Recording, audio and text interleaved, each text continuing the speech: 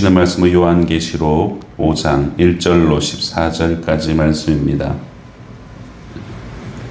1절로 14절까지 말씀 교독하겠습니다. 내가 보매 보좌에 앉으신 이의 오른손에 두루마리가 있으니 안팎으로 썼고 7인으로 봉하였더라. 또 보매 힘있는 천사가 큰 음성으로 외치기를 그가 그 두루마리를 펴며 그 인을 떼기에 합당하냐. 하늘 위에나 땅 위에나 땅 아래에 능히 그 두루마리를 펴거나 보거나 할 자가 없더라. 그 두루마리를 펴거나 보거나 하기에 합당한 자가 보이지 아니하도록 내가 크게 울었더니 장로 중에 한 사람이 내게 말하되 울지 말라. 유대 지파의 사자 다윗의 뿌리가 이겼으니 그 두루마리와 그 7인을 떼시리라 하더라. 내가 또 보니 보좌와 내 생물과 장로들 사이에 한 남은 양이 서 있는데 일찍이 죽임을 당한 것 같더라. 그에게 7뿔과 7눈이 있으니 이 눈들은 온 땅에 부르심을 받은 하나님의 7영이더라. 그 어린 양이 나와서 보좌에 앉으신 이의 오른손에 두루마리를 취하시니라. 그 두루마리를 취하시니 내 생물과 24장로들이 그 어린 양 앞에 각각 검무와 향이 가득한 금배접을 가졌으니 이 향은 성도의 기도들이라. 그들이 새 노래를 불러 이르되 두루마리를 가지시고 그 인봉을 떼시기에 합당하시도다. 일찍이 죽임을 당하사 각 족속과 방언과 백성과 나라 가운데서 사람들을 피로 사서 하나님께 드리시고 그들로 우리 하나님 앞에서 나라와 제사장들을 삼으셨으니 그들이 땅에서 왕으로 들리리라. 내가 또 보고 들음에 보좌와 생물들과 장로들을 둘러선 많은 천사의 음성이 있으니 그 수가 만만이요 천천이라. 큰 음성으로 이르되 죽임을 당하시거니와 명령과 부와 지혜와 힘과 존귀와 영광과 찬송을 받으시기 합당하다. 내가 또 들으니 하늘 위에와 땅 위에와 땅 아래와 바다 위에와 또 그 가운데 모든 피조물이 이르되 보좌에 앉으신 이와 어린 양에게 찬송과 존귀와 영광과 권능을 세세토록 돌릴지어다 하니 내 생물이 이르되 아멘하고 장로들은 엎드려 경배하더라. 아멘. 오늘 본문 앞선 4장에서 하나님의 보좌에 대한 장엄한 광경을 상세히 기록했던 사도 요한은 이제 방향을 바꾸어서 이제 5장에서는 그 보좌에 앉으신 하나님의 손에 들린 두루마리와 이것을 받으시는 어린 양 예수에게로 그 초점이 옮겨지고 있습니다. 보좌에 앉으신 이의 손에는 봉인된 두루마리가 있는데 피조물 중에서 그 인을 떼기에 합당한 존재가 없었기에 그 광경을 지켜보던 요한은 크게 울고 있었습니다. 2절에서 4절을 보십시오. 또 보면 힘있는 천사가 큰 음성으로 외치기를 누가 그 두루마리를 펴며 그 인을 떼기에 합당하냐 하나 하늘 위에나 땅 위에나 땅 아래에 능히 그 두루마리를 펴거나 보거나 할 자가 없더라.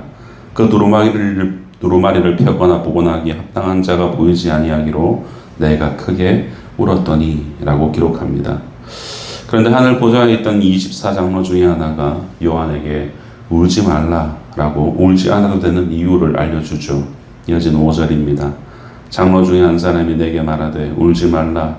유대 지파의 사자 다윗의 뿌리가 이겼으니 그 두루마리와 그 7인을 떼시리라 하더라. 바로 유대 지파 사자 다윗의 뿌리가 이겨서 이 두루마리와 7인을 떼실 것이라고 말을 합니다. 여기서 유대 지파의 사자여 다윗의 뿌리란 너무 당연하듯이 우리에게 예수 그리스도를 말하죠.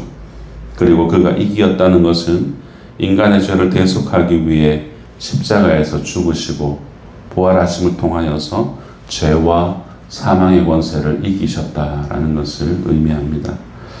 곧이어 요한은 보좌와 내 생물과 24장로들 사이에 서 있는 이 어린 양 예수를 목격합니다.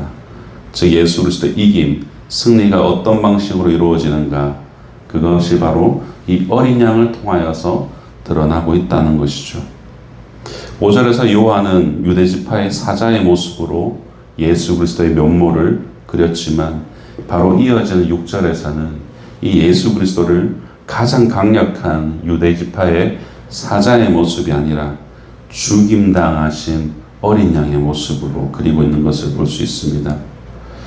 6절을 보십시오. 내가 또 보니 보좌와 내 생물과 장로들 사이에 한 어린 양이 서 있는데 일찍이 죽임을 당한 것 같더라. 그에게 7 뿔과 7 눈이 있으니 이 눈들은 온 땅에 보내심을 받은 하나님의 7 영이더라. 이러한 표현들은 예수 그리스도의 이 승리가 사람들이 기대하는 것과는 달리 바로 매우 역설적인 방식, 곧 죽음을 통해서 이루어졌다라는 것을 드러냅니다.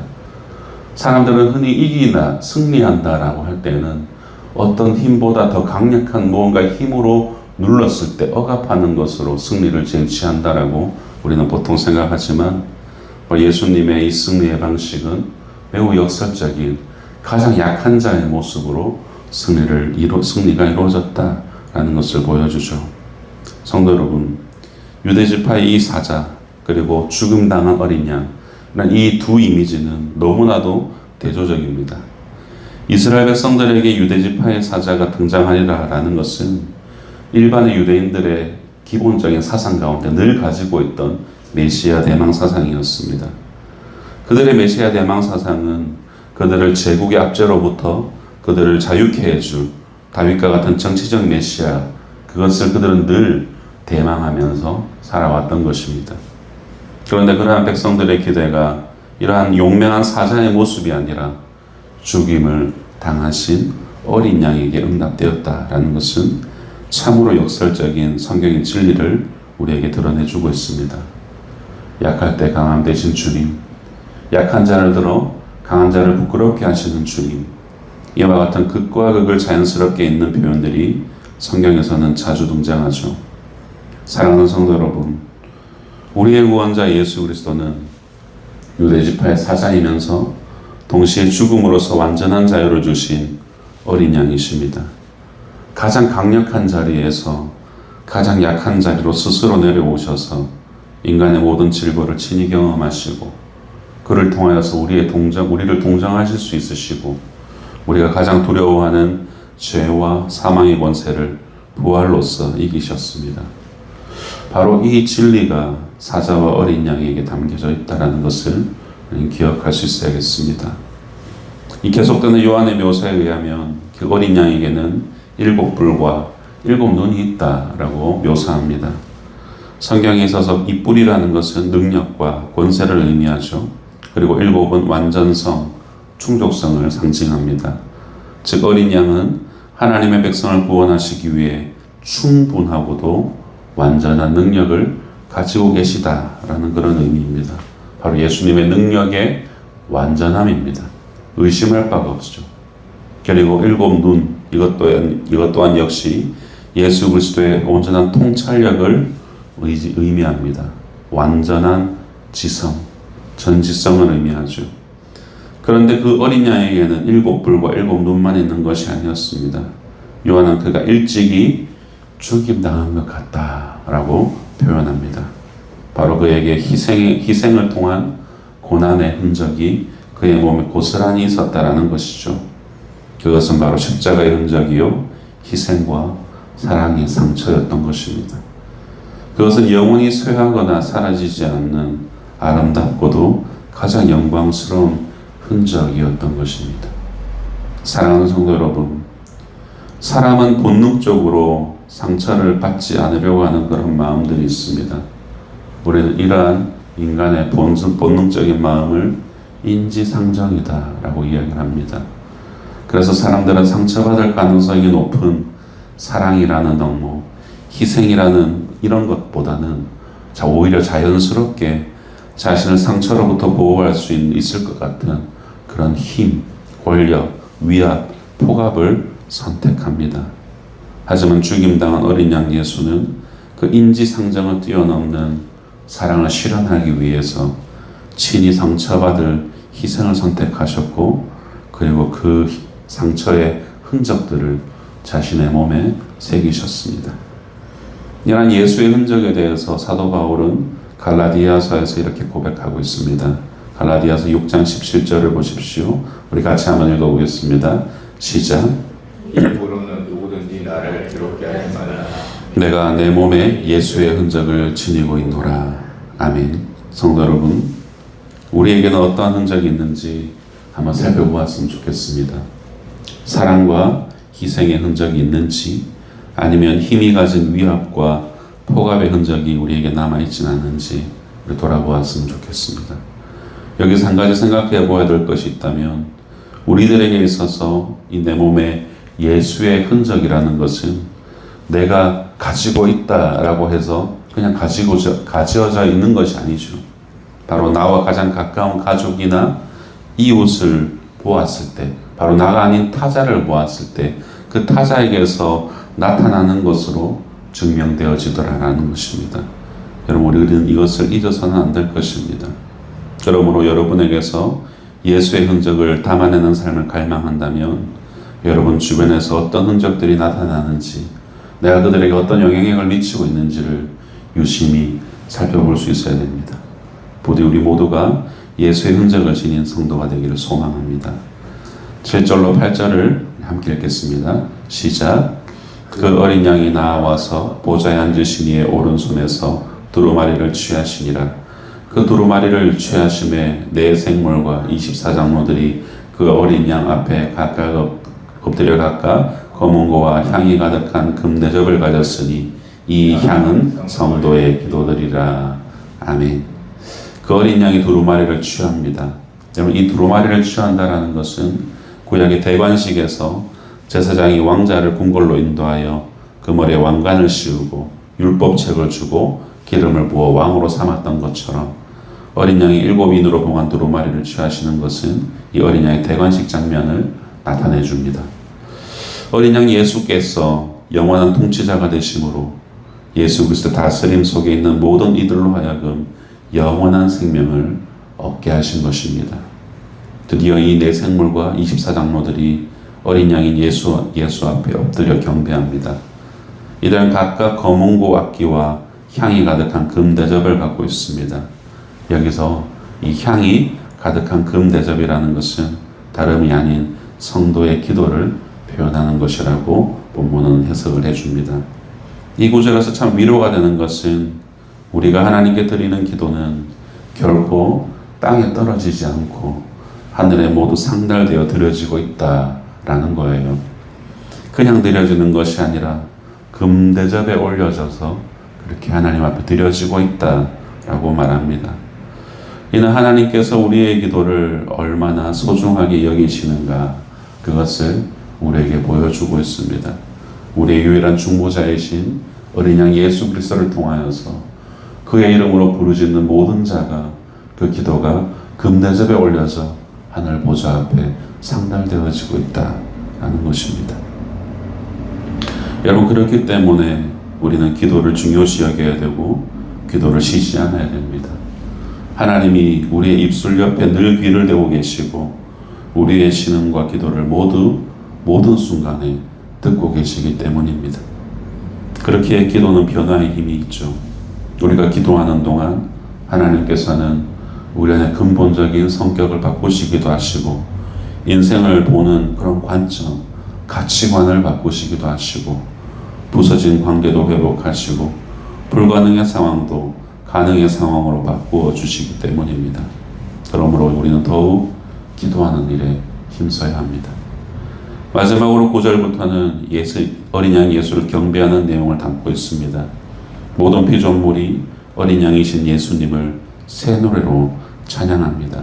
이 찬양의 핵심은 바로 예수님의 죽음과 부활, 바로 그것을 표현하고 있는 구원사역에 관한 것이죠. 그런데 이들이 왜 새 노래로 찬양합니까? 그것은 바로 예수께서 어떤 일을 행하셨는지, 그가 어떤 분이신지를 그들이 알았기 때문입니다. 예수님이 우리에게 참된 생명을 주시고 우리의 유일한 소망이시다라는 것을 그들이 바르게 깨달았기 때문입니다. 그로 인한 구원의 감격이 있기 때문이죠. 예를 들어 볼까요? 여러분, 생명의 위기가 있던 환자를 살린 의사가 있다면 환자 당사자와 그 가족들은 아마도 그 완전히 완치된 이후에 그 의사를 찾아가서 눈물을 흘리며 아마 감사의 마음을 전할 것입니다. 자기의 생명을 건져주신 것에 대한 감사를 표하겠죠. 이처럼 여러분, 이 땅에서의 생명의 연장도 감사한 일인데 하물며 영원한 죽음에서 벗어나 영원한 생명을 누리게 만드신 그 은혜는 얼마나 큰 감격을 주겠습니까? 그것을 깨달은 자는 당연히 영원토록 그 이름을 새 노래로 찬양하지 않겠습니까? 왕관의 보석 같은 성도 여러분, 말씀을 맺겠습니다. 만약 우리 안에 참된 구원의 감격이 없다면 우리는 새 노래는커녕 찬양도 형식적으로밖에 부를 수 없을 것입니다. 우리가 새 노래를 제대로 부른다라는 것은 예수님이 나의 인생의 유일한 소망이시다라는 것을 기반으로 하고 있습니다. 따라서 새 노래를 부르면 구태에 매여 있던 우리의 삶이 변화됩니다. 그 전에는 나의 성격대로 살아갔지만 새 노래로 부르는 사람은 믿음대로 살아갑니다. 또 어떤 문제가 생기면 만약에 라는 것을 생각하면서 부정적인 생각이 먼저 들지만 새 노래를 부르는 사람은 어떤 문제가 생기면 어떻게를 생각을 하게 되고 주님을 의지하며 긍정적인 방법을 생각을 하게 되는 것이죠. 마지막으로 새 노래를 부르는 사람은 세상의 모든 것을 하나님의 은혜로 보는 힘을 얻게 됩니다. 그러면서 땅의 것으로 땅의 것을 해석하는 사람이 아니라 하늘의 것으로 땅의 것을 해석하는 사람이 되는 것이죠. 이것이 바로 예수의 흔적이 남은 자의 삶이 되는 것이죠. 알파와 오메가요, 사자와 어린 양이신 예수 그리스도를 온전히 알고 믿는 그런 저와 여러분이 되기를 소망합니다. 주께서 우리 인생 가운데 행하신 놀라운 구원 역사들을 날마다 업데이트 하셨으면 좋겠습니다.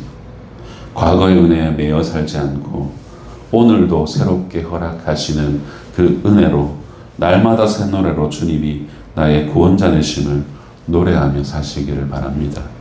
그리할 때에 우리는 내면의 우상을 던지고 주께서 내 안에 남기신 말씀의 흔적을 따라서 매일의 삶 속에서 성도답게 살아갈 수 있게 될 것입니다. 부디 주님이 우리에게 남기신 은혜의 흔적들을 생각하면서 진정으로 새 노래를 부르시는 그런 복되는 날 되시기를 주님의 이름으로 축원드립니다. 기도하겠습니다.